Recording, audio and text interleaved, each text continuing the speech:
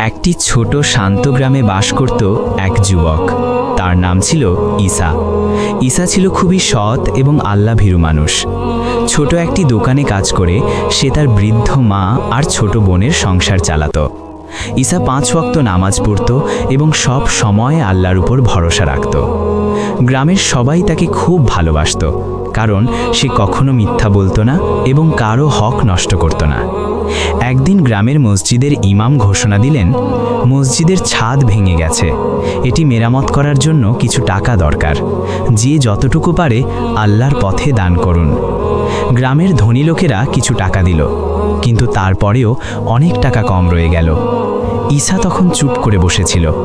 তার পকেটে ছিল মাত্র 500 টাকা। এই টাকায় তার বাড়ির জন্য খাবার কেনার কথা ছিল।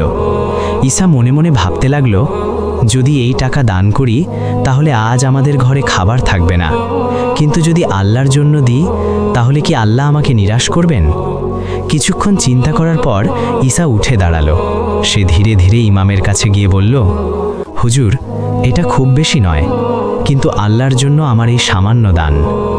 ইমাম অবাক হয়ে বললেন, ঈসা, তুমি তো গরিব, এই টাকা দিলে তোমার কি হবে? ঈসা হাসি দিয়ে বলল, হুজুর, আল্লাহ তার বান্দাকে কখনো নিরাশ করেন না। সেদিন ঈসা খালি হাতে বাড়ি ফিরল। সব কথা শুনে তার মা বললেন, বাবা, তুমি আল্লাহর জন্য দিয়েছ, আল্লাহ অবশ্যই এর উত্তম প্রতিদান দেবেন। পরদিন সকালে হঠাৎ গ্রামের এক ধনী ব্যবসায়ী ঈসার দোকানে এলেন। তিনি বললেন, আমি একজন সৎ মানুষ খুঁজছিলাম, সবাই তোমার সততার কথা বলেছে, আজ থেকে তুমি আমার বড় দোকানের ম্যানেজার। ঈসার বেতন আগের চেয়ে 3 গুণ হয়ে গেল। সে আকাশের দিকে তাকিয়ে বলল, হে আল্লাহ, তুমি সত্যিই তোমার বান্দাকে নিরাশ করো না। মনে রাখবেন, যে ব্যক্তি আল্লাহর পথে দান করে, আল্লাহ তার জন্য এমন দরজা খুলে দেন যা সে কল্পনাও করতে পারে না।